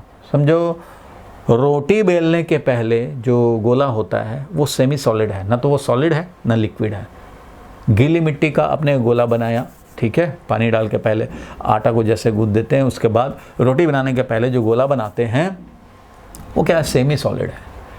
तो जब सॉलिड वायर हो या रॉड हो, इसमें जब फोर्स ज़्यादा लगाओगे, छोड़ोगे वापस आता है, तो सर्टेन लिमिट से ज़्यादा, इलास्टिक लिमिट से थोड़ा भी ज़्यादा किया तो ये ऐसा होता है कि उस लिमिट से आगे थोड़ा भी तुमने किया तो यहाँ देख रहे हो हॉरिजॉन्टल। हॉरिजॉन्टल होने का मतलब ये है कि हम लोग स्ट्रेस नहीं बढ़ा रहे, स्ट्रेस नहीं बढ़ा रहे, फिर भी स्ट्रेन बढ़ रहा है। देख रहे हो स्ट्रेन बढ़ रहा है, स्ट्रेन है इधर हॉरिजॉन्टल में। तो ये वो पॉइंट है जहाँ तक आपने स्ट्रेस डेवलप कर दिया, तो उसके बाद बिना फर्दर स्ट्रेस बढ़ाए, बिना फर्दर स्ट्रेस इंक्रीमेंट किए, स्ट्रेन अपने आप यहाँ से यहाँ तक बढ़ जाता है। ये हॉरिजॉन्टल अपने आप बढ़ जाता है, मीन्स जस्ट लाइक फ्लो होने लगता है। समझो कि वायर है, अभी तक तो छोड़ते थे वापस आ रहा था, लेकिन अभी सर्टेन लिमिट के बाद ये लगता है कि ऑटोमेटिक फ्लो हो गया, हमारा थोड़ा सा फ्लो हो जाता है। उस कंडीशन में बोला जाता है कि अब ये इसका यील्डिंग हो गया, मतलब अब इनका समझो ब्रेकिंग हो गया। ब्रेकिंग हो गया, अब ये छोड़ोगे तो ये पूरा वापस नहीं आएगा, यहाँ तक आके रह जाएगा, ये पूरा वापस नहीं आएगा। तो इसको बोलते हैं यील्ड पॉइंट। अपना इलास्टिक बिहेवियर छोड़ दिया, स्प्रिंग को सर्टेन लिमिट से ज़्यादा किया तो अब पूरा वापस नहीं आएगा। रिगेनिंग तो होगा बट पूरा रिगेनिंग नहीं होगा, पूरा पहले वाला बहाल नहीं होगा, तो परमानेंट सेट कुछ रह जाएंगे, वो परमानेंट सेट है। इसको बोलते हैं इलास्टिक लिमिट। इलास्टिक लिमिट वो पॉइंट होता है जहाँ के बाद ये कर्व हॉरिजॉन्टल जैसा लगे, हॉरिजॉन्टल जैसा हो जाए, तो इसको बोला हम लोगों ने इलास्टिक लिमिट। अच्छा भाई, अब उससे भी ज़्यादा 49 न्यूटन से भी, 49 न्यूटन मान लो था इलास्टिक लिमिट, तो 49 से जैसे थोड़ा भी ज़्यादा किया, 49.1 भी, और अब तुम हटा भी दो तो रिगेनिंग तो होगा बट कंप्लीट रिगेनिंग नहीं होगा, there will be some permanent set, इसलिए इसका नाम है परमानेंट सेट। ये वापस नहीं मिलेगा, कंप्लीट वापस नहीं जाएगा, there will be some strain permanently. जब स्ट्रेस हमारा जीरो हो गया, यहाँ तक आ गया, स्ट्रेस जीरो हो गया, अब कोई रिस्टोरिंग टेंडेंसी नहीं बचा, लेकिन पूरा रिगेनिंग नहीं करा पाया। पहले ही रिगेनिंग करने वाला टेंडेंसी खत्म हो गया, लेकिन ये कंप्लीट रिगेनिंग करा नहीं पाया, तो स्ट्रेन परमानेंट रह गया कुछ। अच्छा, उससे भी ज़्यादा अब फोर्स लगा रहे हैं, अब हम लोग लगा रहे हैं 52 न्यूटन, फोर्स लगाया यहाँ तक आ गए, फिर छोड़ेंगे परमानेंट सेट रह जाएगा, फिर थोड़ा और लगाया 58 न्यूटन, यहाँ तक आ गए, उसके कॉरस्पॉन्डिंग स्ट्रेस बना, कुछ स्ट्रेन बना, छोड़ेंगे तो ये वापस पूरा का पूरा नहीं आएगा, कुछ परमानेंट सेट रह जाएंगे। ये वही वाला पॉइंट होता है जब मान लो कि हमने एक सिलिंड्रिकल स्टील है, उसको मार रहे हैं हैमर से, तो छोटा सा ऐसे करके हैमर से मारेंगे, उसको कुछ नहीं होगा। क्यों? क्योंकि इतना ही स्ट्रेस डेवलप हुआ, स्ट्रेन हटाया, वापस आया। अब ये मान लो स्टील का है, इसको ऐसे मारेंगे, फिंगर से मारा, छोटा हथौड़ा ले आया, छोटा सा उससे मारा, ऐसे कुछ नहीं हो रहा है, यहाँ तक आया, छोड़ दिया, यहाँ तक मारे, इतना तक स्ट्रेस डेवलप हुआ, वापस आ गया, कुछ नहीं हुआ, देखा इसको वैसे का वैसे ही है, थोड़ा और ज़ोर से मारा, यहाँ तक आया, फिर हट गया भाई, हथौड़ा हटा, ये वापस है भाई, डिफॉर्मेशन नहीं है। सर्टेन लिमिट, ये बी जो इलास्टिक लिमिट है उससे ज़्यादा स्ट्रेस डेवलप हुआ तो देखा कि थोड़ा सा ये डिफॉर्म्ड हो गया, परमानेंट सेट थोड़ा आ गया। ये परमानेंट सेट जो आया है वो अगर पसंद है तुम्हें तो ले जाओ भाई घर, नहीं पसंद है कि नहीं अभी तो स्क्रू में ये नहीं फंसेगा, अभी तो इसको और शार्प होना चाहिए, तो फिर भाई कोई बात नहीं है, फिर एक और हथौड़ा मारो। हथौड़ा कितना मारो तो इससे ज़्यादा हो जाए और इससे कम रहे, सी और बी के बीच में रहे, ताकि परमानेंट सेट बनता रहे। परमानेंट सेट इधर बनाया, परमानेंट सेट इधर बनाया, ऐसे करते करते परमानेंट सेट बनाते बनाते जब हमारा रिक्वायर्ड शेप का बन जाए तो इसको लेके जाओ घर में, स्क्रू ड्राइवर का यूज़ करो। लेकिन अगर सी से ज़्यादा नहीं होना चाहिए, ऐसा नहीं कि इतना जोर से मारा कि ये कट जाए, तो वो नहीं होना चाहिए, क्योंकि ये सी जो है ना इतना स्ट्रेस जब डेवलप कर दिया, मान लो 70 न्यूटन लगाया फोर्स, यहाँ आ गया तो भैया 70 से कम लगाते तो ये वापस आता रहता, परमानेंट सेट होता रहता और जैसा रिक्वायरमेंट होता वैसा तुम करके अपना निकल लेते। लेकिन तुमने 70 से ज़्यादा जैसे ही कर दिया तो उसके बाद अब तुम्हारा कंट्रोल नहीं रहा, तुमने इतना जोर लगा दिया, अल्टीमेट स्ट्रेंथ है ये, इससे ज़्यादा ये स्ट्रेंथ बियर ही नहीं कर पाएगा, इसका स्ट्रेंथ ही यही है, उससे ज़्यादा फोर्स लगाया तो अब ये फ्रैक्चर होगा। मीन्स इसके बाद तो ये फ्रैक्चर यहाँ पे हो जाना, थोड़ा और स्ट्रेन बढ़ेगा उसके बाद ब्रेक हो जाएगा। तो ब्रेकिंग पॉइंट या फ्रैक्चर पॉइंट बोलते हैं, मतलब फ्रैक्चर पॉइंट ही मेनली बोलते हैं, इसको बोलते हैं ब्रेकिंग स्ट्रेस। फ्रैक्चर होना मतलब क्या, ब्रेक हो जाना, वायर का ब्रेक हो जाना। तो ब्रेकिंग स्ट्रेंथ, हम लोग ब्रेकिंग स्ट्रेंथ इस जहाँ पे ब्रेकिंग होना है इसके आगे तुम्हारा कंट्रोल नहीं है, तुम्हारा कंट्रोल सिर्फ सी तक है। सी तक तुम कंट्रोल कर सकते हो, हटा सकते हो, अपना डिफॉर्मिंग फोर्स हटा सकते हो, इसके आगे क्रॉस किया तो अब ये तुम्हारा बस में नहीं है, अब ये अपने हिसाब से ब्रेक होगा। आपका सी तक ही कंट्रोल है, इसलिए सी है अल्टीमेट टेंसाइल स्ट्रेंथ, इतना ही ये टेंसाइल स्ट्रेंथ बियर कर सकता है। मैक्सिमम स्ट्रेस, ब्रेकिंग स्ट्रेस, यहाँ पे ब्रेक होना है, उतना कर दिया तो ब्रेक होना है। अब कुछ है कि ये अटेन होने के थोड़ा सा और इलोंगेशन ज़्यादा होकर के तब ब्रेक करता है, कोई थोड़ा ही सा और ज़्यादा इलोंगेट होकर ब्रेक हो जाता है, कोई थोड़ा और ज़्यादा इलोंगेशन होकर के तब ब्रेक होता है। ब्रेक लेकिन होगा, इसके आगे आपका कंट्रोल नहीं, वो मटेरियल डिपेंडेंट है, आपका कंट्रोल यहीं तक है। कर्व समझ में आया? इसको बोलते हैं इलास्टिक लिमिट या यील्ड पॉइंट। यील्डिंग का मतलब होता है मॉलिक्यूल में इतना आपने डिफॉर्मेशन कर दिया कि अब ये रीगेन नहीं होगा। स्प्रिंग का लेंथ में इतना सर्टन लिमिट से ज़्यादा एक्सटेंशन कर दिया कि अब छोड़ भी दोगे तो पूरा वापस नहीं आएगा, वापस आएगा बट पूरा वापस नहीं आएगा, परमानेंट सेट रह जाएंगे। तो प्रोपोर्शनैलिटी लिमिट वो लिमिट जहां तक डायरेक्टली प्रोपोर्शनल होगा स्ट्रेस स्ट्रेन, यहां तक इलास्टिक बिहेवियर दिखाएगा बी तक, मतलब कंप्लीट रिगेनिंग होगा बी तक। बी से पहले छोड़ोगे ये वापस बिल्कुल यही वाला फॉलो करके आएगा, लेकिन बी को जैसे ही तुमने क्रॉस किया तो ये वापस नहीं आएगा, परमानेंट सेट रह जाएगा। वापस होगा लेकिन पूरा वापस नहीं होगा, पूरा रिगेनिंग नहीं होगा, परमानेंट सेट रह जाएंगे। और सी हमारा ब्रेकिंग स्ट्रेस है, इसलिए ये जितना है, अब ये वैल्यू है मान लो 10⁻⁶ न्यूटन पर मीटर स्क्वायर, तो इसके कॉरस्पॉन्डिंग मतलब 10⁻⁶ मीटर स्क्वायर, 10⁻⁶ न्यूटन पर मीटर स्क्वायर, इतना ही तुम मैक्सिमम इसमें स्ट्रेस बियर कर सकते हो। जो इलास्टिक फटिग होता था ना, इलास्टिक फटिग बार बार यूज कर रहे हैं, बार बार यूज कर रहे हैं, बार बार यूज कर रहे हैं, तो यही वाला वैल्यू डिक्रीज होने लग जाएगा, धीरे धीरे धीरे धीरे वैल्यू, ये वाला शेप भी ऐसे होने लग जाएगा। मतलब ये जो कर्व है, जो स्ट्रेस स्ट्रेन कर्व, ये ऐसे हो जाएगा, इस तरह से होने लगेगा। मतलब क्या हुआ कि स्ट्रेंथ जो पहले इतना था अब वो स्ट्रेंथ इतना रह गया, अब इतना ही पे ब्रेक होने लग गया। ठीक है, ये समझ गए हम लोग। तो ये है 4 points on stress strain curve. Yield point और इलास्टिक लिमिट वो लिमिट है जिसके आगे कंप्लीट रिगेनिंग पॉसिबल नहीं है। ठीक है, और इसका स्लोप, स्ट्रेस स्ट्रेन कर्व का जो स्लोप है यहाँ पे वो बता रहा है यंग्स मॉडुलस। तो लिख लो भाई इसको, slope is equal to Young's modulus value.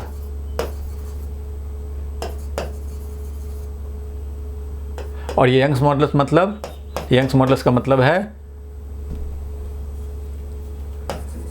Young's modulus क्या बताता है? Measure of elastic property of solid. Solid कितना इलास्टिक है वो यही तो बताता है। जिसका ज़्यादा यंग्स मॉडुलस उसमें ज़्यादा स्ट्रेस डेवलप हो रहा है। तो major of elastic property of the material. ठीक है भाई, ये समझ गए स्लोप। अच्छा भाई, और ये हमारा C जो है, C वो हमारा डिसाइड करेगा स्ट्रेंथ ऑफ मटेरियल। C का मतलब है ये height of C, height of C बोलते हैं, ज़्यादा क्लियर कर देगा। Height of C on stress strain curve, लिख लो भाई, very very important. Decides strength of material.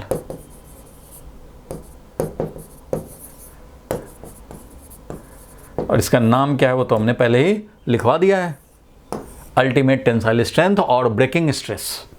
Breaking stress, तो ये बात समझ में आ गई। ए बी पूरा का पूरा, ए बी जो है वो कर्व है और ओ ए स्ट्रेट लाइन। ए को बोला प्रोपोर्शनलिटी लिमिट क्योंकि यहीं तक प्रोपोर्शनल होता है। इलास्टिक लिमिट या यील्ड पॉइंट वो पॉइंट है जिसके आगे कंप्लीट रिगेनिंग नहीं होगा। सी क्या है भाई, तो वो maximum stress that can be beard, उससे ज़्यादा स्ट्रेस डेवलप हुआ तो ब्रेकिंग होना है, इसलिए इसका नाम ब्रेकिंग स्ट्रेस। और यही डिसाइड करेगा स्ट्रेंथ ऑफ द मटेरियल क्या है। और एक है फ्रैक्चर पॉइंट। फ्रैक्चर तो होना है, जब आपने लिमिट को क्रॉस कर दिया तो फ्रैक्चर होना है। अब देखो इस पे कुछ एक दो क्वेश्चन और दिखाता हूं मैं, तो आपको ज़्यादा क्लियर हो जाएगा। चलो भाई देखो, ब्रिटल एंड डक्टाइल मटेरियल, ध्यान देना उस पर क्वेश्चन ही है, ये भी 1 मार्क्स का आता है ऐसा। ब्रिटल एंड डक्टाइल मटेरियल, मैं 2 कर्व यहां दिखा रहा हूं, स्ट्रेस स्ट्रेन कर्व।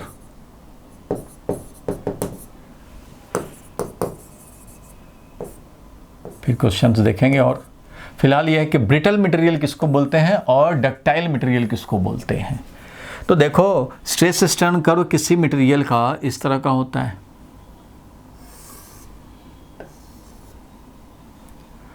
और किसी का ऐसे होता है।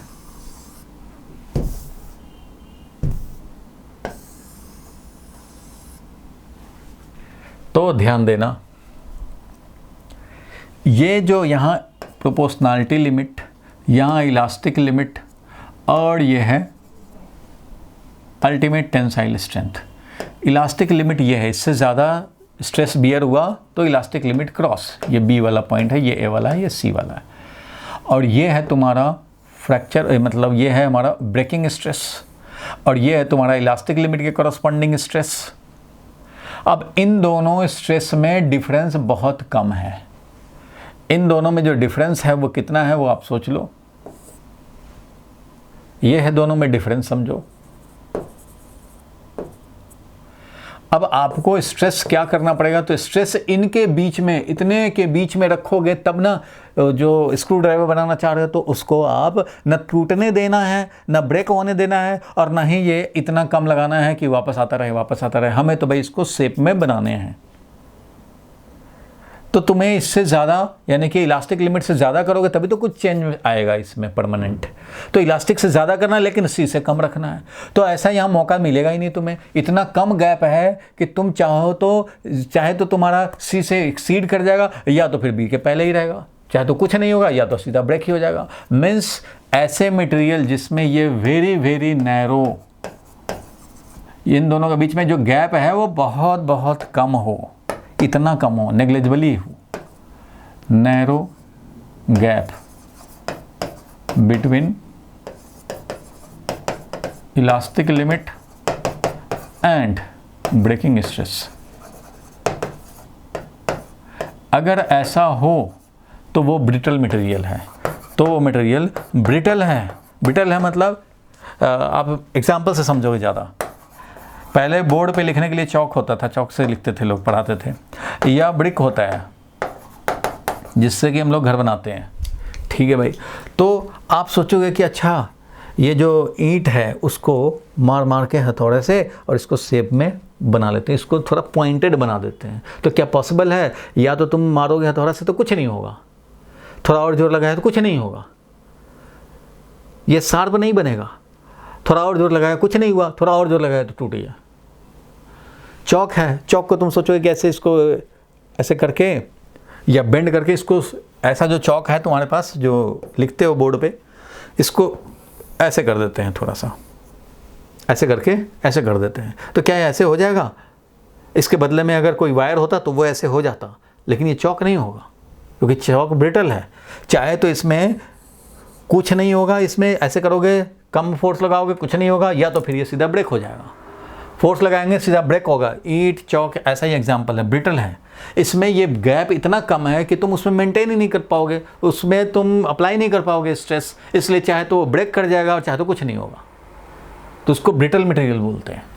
और यहाँ पे क्या है देखो, ये प्रोपोर्शनैलिटी लिमिट, ये हमारा है इलास्टिक लिमिट, और ये है हमारा ब्रेकिंग स्ट्रेस। इसके बीच में हमें बहुत गैप है, इसलिए इसमें हम आराम से मेंटेन कर सकते हैं और उसको जिस शेप में चाहते हैं उस शेप में मेंटेन कर सकते हैं। धीरे मारोगे कुछ नहीं होगा, लेकिन इतने में मारोगे तो भैया शेप में चेंज होता रहेगा, जैसा तुम्हें चाहिए वैसा कर सकते हो। ये डक्टाइल मटेरियल है। डक्टाइल मटेरियल का खासियत क्या होता है, लार्ज गैप होता है, large gap between this and this, ये है। इसको हम लोग प्लास्टिक रीजन भी बोलते हैं, ध्यान रखना, इसको हम लोग बोलते हैं प्लास्टिक रीजन। प्लास्टिक रीजन का मतलब क्या है कि उसमें रीगेनिंग पूरा ना हो, तो प्लास्टिक बिहेवियर वाला ये रीजन है कि इसमें तुमने अप्लाई किया तो वो परमानेंट सेट होता रहेगा, होता रहेगा, होता रहेगा, कंप्लीट रीगेनिंग नहीं हो पाएगा, तो इसको प्लास्टिक रीजन बोलते हैं। लार्ज प्लास्टिक रीजन है।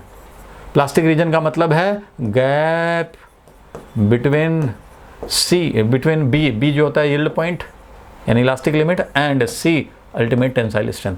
तो ये बी वाला है, ये सी वाला है, और ये तो ए था। तो large gap between B and C अगर हो तो इस कंडीशन में हम लोग बोलते हैं कि ये कैसा मटेरियल है भाई, तो ये डक्टाइल मटेरियल है। डक्टाइल मटेरियल का अगर डक्टाइल मटेरियल है तो it can be drawn into sheet and wire. इसको आप ज़्यादा इलोंगेट करो, धीरे धीरे धीरे धीरे परमानेंट सेट होता रहेगा, और ये इलोंगेट करते करते इसका वायर बना सकते हो, या इसको पीट पीट के हथौड़े से मार मार के शीट बना सकते हो। एक सिलेंडर है उसका स्केल बना सकते हो। ये सिलेंड्रिकल था रॉड, उसको मारा ऐसे मार मार के इसको फ्लैट कर दिया, फ्लैट करते करते ये स्केल टाइप बन गया, कर सकते हो। वायर में ड्रॉ कर सकते हो, शीट बना सकते हो। डक्टाइल मटेरियल स्टील है, स्टील का कर सकते हो, कॉपर का कर सकते हो, ब्रास का कर सकते हो। इन सबको मार मार के हम लोग शीट बना सकते हैं, वायर बना सकते हैं। बट आप चौक का सोचो कि वायर बना ले, नहीं होगा।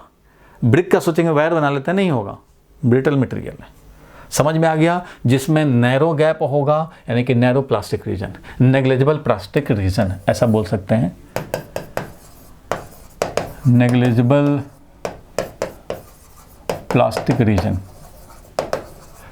नेग्लिजिबल प्लास्टिक रीजन हो गया ब्रिटल मटेरियल, और डक्टाइल मटेरियल हो गया वाइड यानी लार्ज और वाइड प्लास्टिक रीजन अगर है तो वो डक्टाइल मटेरियल होगा। बोलो भाई, क्लियर है? इसका एग्जाम्पल क्या हो गया? इसका एग्जाम्पल हो गया तुम्हारा कॉपर हो, आयरन हो, ठीक है, ब्रास हो, ये सब हमारे स्टील है। इन सब के देखते हो हम लोग बनाते हैं, यूटेंसिल्स बनाते हैं, स्क्रू ड्राइवर बना सकते हैं, सबका कर सकते हैं। ठीक है, आगे बढ़ते हैं, नेक्स्ट पॉइंट पे चलते हैं। ब्रिटल एंड डक्टाइल मटेरियल हम लोग कर्व देख करके बता सकते हैं। जिसमें नैरो हो, दोनों में बीच में गैप बहुत कम हो, नेग्लिजिबल हो, उस कंडीशन में वो ब्रिटल है। अदरवाइज ये लार्ज गैप तो डक्टाइल है। चलो आगे बढ़ते हैं। अब क्वेश्चन एक आया, identify from A and B. ये ए है मटेरियल के लिए, ये बी है मटेरियल के लिए, बी मटेरियल का ये है, ए मटेरियल का ये है। Which is more elastic and which is more strong material. बताओ कौन ज़्यादा इलास्टिक है और कौन ज़्यादा स्ट्रॉन्ग मटेरियल है। दोनों का कर्व ड्रॉन है, ए का भी और बी का भी। बताओ भाई, सबसे पहले कौन ज़्यादा इलास्टिक है? ए ज़्यादा इलास्टिक है या बी ज़्यादा इलास्टिक है? बोलो, ए ज़्यादा इलास्टिक है या बी ज़्यादा इलास्टिक है? इलास्टिक का मतलब रिस्टोरिंग टेंडेंसी किस में ज़्यादा है, कौन ज़्यादा इलास्टिक मतलब रीगेनिंग करना चाहता है। सर्टेन अगर हम लोग स्ट्रेन डेवलप करें तो कौन ज़्यादा स्ट्रेस डेवलप करेगा? जो ज़्यादा स्ट्रेस डेवलप करेगा, जैसे steel is more elastic than rubber. इन दोनों में कौन ज़्यादा इलास्टिक है, ए की बी? तो देखो ध्यान से, ये है तुम्हारा ए ज़्यादा इलास्टिक है। ध्यान से समझना, क्योंकि स्लोप बताता है इलास्टिसिटी। देखो भाई, इलास्टिसिटी कांस्टेंट रहती है, यंग्स मॉडुलस, ये होता है स्ट्रेस अपॉन स्ट्रेन। सारे लोग समझो ध्यान से। मान लो हमने दो मटेरियल में, दोनों मटेरियल में सेम स्ट्रेन डेवलप किया, ये स्ट्रेन 10% का स्ट्रेन दोनों में डेवलप किया, तो इसमें स्ट्रेस इतना डेवलप हुआ और इसमें स्ट्रेस इतना सा डेवलप हुआ। यहाँ पे डेवलप हुआ 5 पर मीटर स्क्वायर, यहाँ पे डेवलप हुआ 15 पर मीटर स्क्वायर, 15 न्यूटन पर मीटर स्क्वायर सेम स्ट्रेन के लिए। मतलब ये रबर है, समझो इस तरह का हो गया एक तरह से।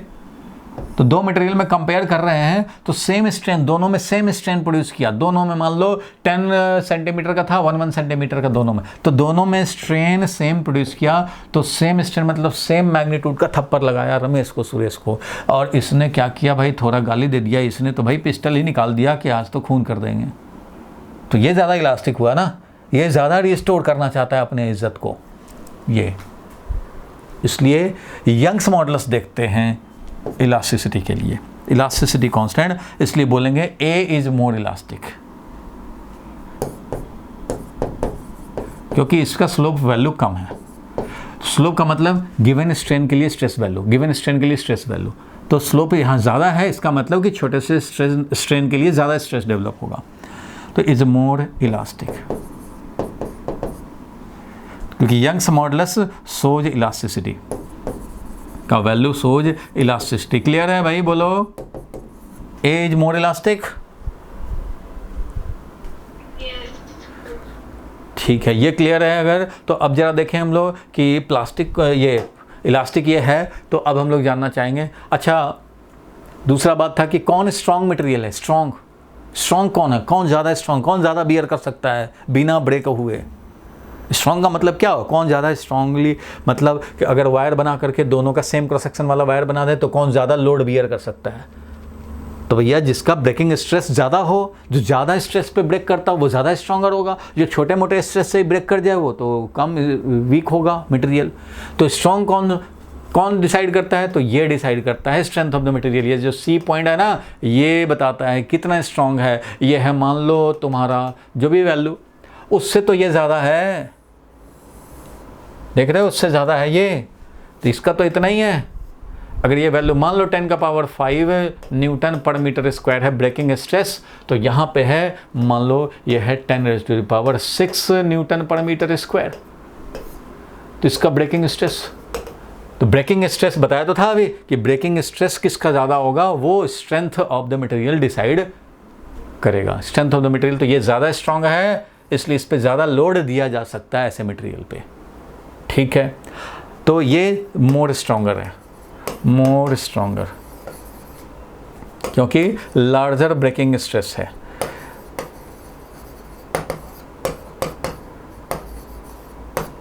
ठीक है, ये समझ गए। अच्छा, इसमें से ब्रिटल कौन है, ज़्यादा ब्रिटल कौन, ज़्यादा ब्रिटल कौन है। ब्रिटल का मतलब होता है gap between elastic limit and breaking stress, elastic limit and breaking stress. तो इसमें ज़्यादा गैप है तो ये डक्टाइल टाइप है, और ये ब्रिटल है, कम गैप है। तो कौन ज़्यादा ब्रिटल है, तो ये ज़्यादा ब्रिटल है भाई, ब्रिटल वाला टेंडेंसी इसमें ज़्यादा है, तो ए इज मोर ब्रिटल।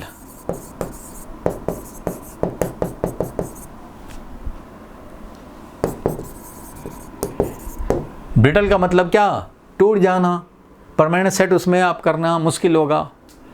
तो इसमें तो भाई छोटा गैप है, इसलिए ये कम ब्रिटल है, ये ज़्यादा ब्रिटल है और ये कम ब्रिटल है। ये ज़्यादा डक्टाइल अगर पूछा गया तो ये ज़्यादा डक्टाइल है, मोर डक्टाइल, क्योंकि इसमें प्लास्टिक रीजन, ये इसको बोलते हैं प्लास्टिक रीजन,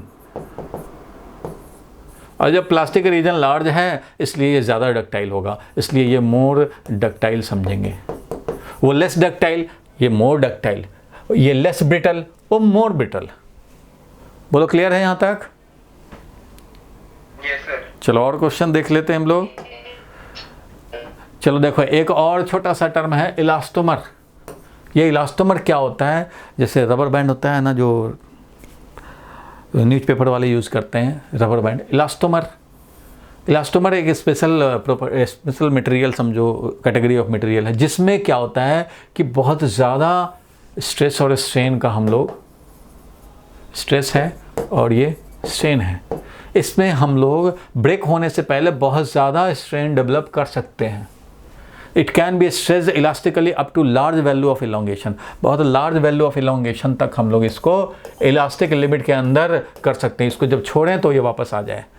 रबर बैंड जो देखते हैं ना, स्ट्रेच कर दिया, न्यूज़ पेपर में लगाया और उसको या नोट के बंडल में लगाते हो, बड़े बड़े नोट 2000 वाले गड्डी बनाते हैं, लगा देते हैं, फिर छोटा हो जाता है बेचारा, जब निकाल दिया तो छोटा हो जाता है, फिर यूज़ किया, फिर निकाल दिया तो छोटा हो गया।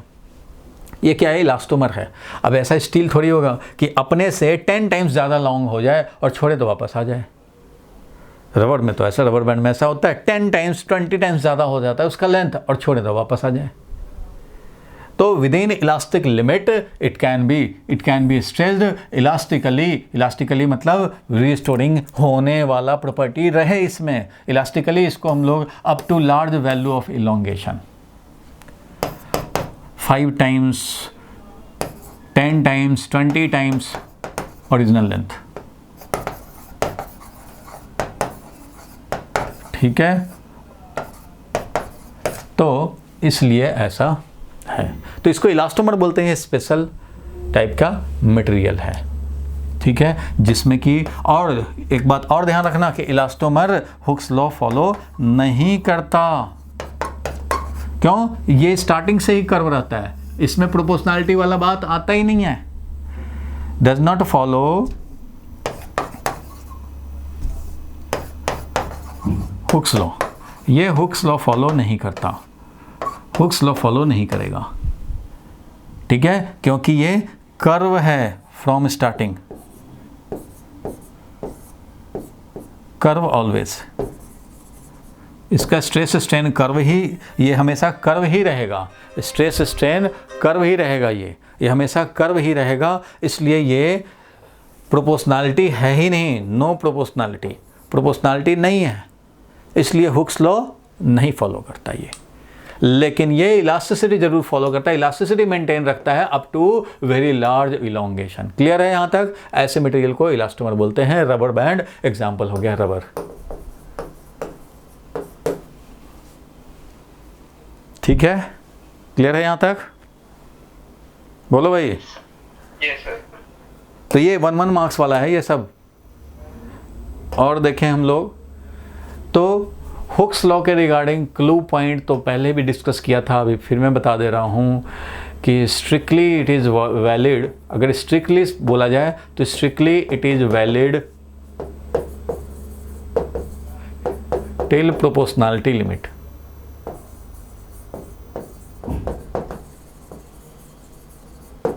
प्रोपोर्शनैलिटी लिमिट तक वैलिड स्ट्रिक्टली है, बट हम लोग यूज़ करते हैं विद इन इलास्टिक लिमिट बोल देते हैं, क्योंकि ये गैप जो है ना, ये जो गैप है वो कम है। यहाँ इलास्टिक लिमिट है, यहाँ इलास्टिक लिमिट है, तो यहाँ पे प्रोपोर्शनैलिटी लिमिट है।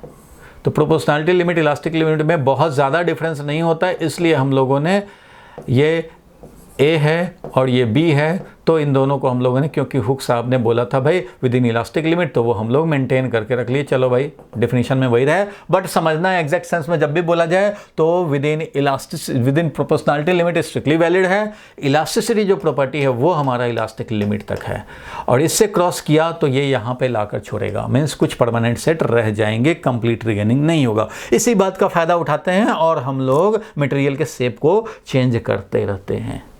इसी बात का फ़ायदा उठाते हैं। यहाँ से यहाँ तक वाले में इसका शेप चेंज कर सकते हैं, बाय हैमरिंग शेप कर सकते हैं चेंज। स्टील का, आयरन का हम लोग कैसे करते हैं भाई, तो रेड हॉट कर देते हैं ताकि उसका जो है वो और यील्ड पॉइंट कम हो जाए। रेड हॉट करने से उसका यील्डिंग पॉइंट कम हो जाता है, थोड़ा कम ही फोर्स लगाने से उसका। अगर तुम बिल्कुल कोल्ड आयरन ले लो, आयरन का रॉड ले लो, और उसको तुम सोचोगे कि मार मार के उसका हम शार्प बना दें, तो इसके लिए बहुत ज़्यादा स्ट्रेस अप्लाई करने पड़ेंगे। तो इसलिए इसको क्या करते हैं, बर्नर पे या आग में रख देते हैं, जो लोहार लोग होते हैं रखते हैं, और वो जब रेड हॉट हो जाता है तो उस समय इसका यील्ड पॉइंट थोड़ा कम हो जाता है, तो कम स्ट्रेस पे ही उसका ये प्रॉपर्टी यूज़ करते हैं। और ऐसे शेप में डाल दिया, उसके बाद इसको पानी में डाल दिया, और ये फिर नॉर्मल टेम्परेचर पर जब आ जाएगा तो फिर वो सॉलिड हो जाएगा, पक्का हो जाएगा। क्लियर है यहाँ तक? तो ये समझ गए क्लू पॉइंट स्ट्रिक्टली फॉलोड है प्रोपोर्शनैलिटी लिमिट तक। अब एक ये क्वेश्चन है, जैसे मान लो ऐसे ही एक मान लो स्प्रिंग मास सिस्टम होता है जो हम लोग पढ़ेंगे चैप्टर नंबर 14 में ऑसिलेशन में। इसमें क्या है, एम मास अगर स्प्रिंग कांस्टेंट के है तो इसका टाइम पीरियड हम लोग डिफाइन करेंगे और डिराइव भी करेंगे। ये होता है 2π√m/k। 2π√m/k ये होता है हमारा टाइम पीरियड ऑफ ऑसिलेशन। किसका? स्प्रिंग मास सिस्टम का। For spring mass system, for spring mass system. तो अगर ये हम लोगों को पढ़ना है चैप्टर 14 में, लेकिन पूछ दिया जाता है इधर भी लोग को पूछ देते हैं, चाहे तो एंट्रेंस में पूछ देते हैं। जब आपसे ये एक्सपेक्ट किया जाए कि आप पढ़ चुके हैं, तो एक ये वायर है या रॉड है जिसका यंग्स मॉडुलस दे दिया, एरिया ऑफ क्रॉस सेक्शन दे दिया, लेंथ भी दे दिया, और अब इसमें मास अटैच कर दिया और इसको थोड़ा सा इसको पुल करके छोड़ दिया गया। थोड़ा सा पुल करके, इजीली तो पुल कर नहीं पाओगे, रॉड है भैया, स्प्रिंग थोड़ी है, इसको तो आराम से थोड़ा पुल कर लोगे, छोड़ दोगे। इसमें थोड़ा सा ही पुल होगा। इसका एम्पलीट्यूड ऑफ वाइब्रेशन, अगर इसको ज़्यादा एम्पलीट्यूड, ज़्यादा डिस्प्लेस करके छोड़ोगे तो ये ऐसे ऐसे ऐसे ऐसे वाइब्रेट करेगा। ये छोटा सा एम्पलीट्यूड से वाइब्रेट करेगा क्योंकि इसमें ज़्यादा इलॉन्गेशन आप कर ही नहीं सकते। ये जो वाइब्रेट करेगा ना, तो इसका टाइम पीरियड चाहिए। कितना टाइम पीरियड, कितने टाइम में ये रिपीट करता है अपना मोशन, उसको टाइम पीरियड बोलते हैं। तो इसका टाइम पीरियड का वो फॉर्मूला है स्प्रिंग के लिए। हमें तो ये दे दिया भैया, दे दिया तो आपको पता तो है कि इसके इक्विवेलेंट होता है एक स्प्रिंग। आपको क्या करना है, इसको रिप्लेस कर देना है कि एक स्प्रिंग है, लेकिन उसका स्प्रिंग कांस्टेंट क्या होगा भाई, तो YA/L होगा। इसका स्प्रिंग कांस्टेंट क्या हो जाएगा इक्विवेलेंट, तो YA/L हो जाएगा। इसलिए इसका टाइम पीरियड क्या लिखूंगा मैं, 2π√m/k। तो k हम लोग इक्विवेलेंट का लिखेंगे, तो 2π√, यहाँ पे लिखेंगे 2π√m/k। इक्विवेलेंट के बदले में क्या लिखेंगे, तो YA/L लिखेंगे। तो ऐसा क्वेश्चन आएगा तो ये वाला काम कर देंगे। तो इस तरह से कुछ न्यूमेरिकल्स हम लोग सॉल्व कर सकते हैं। अब ये चैप्टर में इतने ही थे, बाकी आपको क्वेश्चन करने हैं। बुकलेट मिला हुआ है तो उसमें कुछ NCERT क्वेश्चन कर सकते हैं और एक मैं PDF भेज दूंगा। और आपको मैं एक MCQ क्लास का, देखो कुछ न्यूमेरिकल तो तुमने किया है, एक और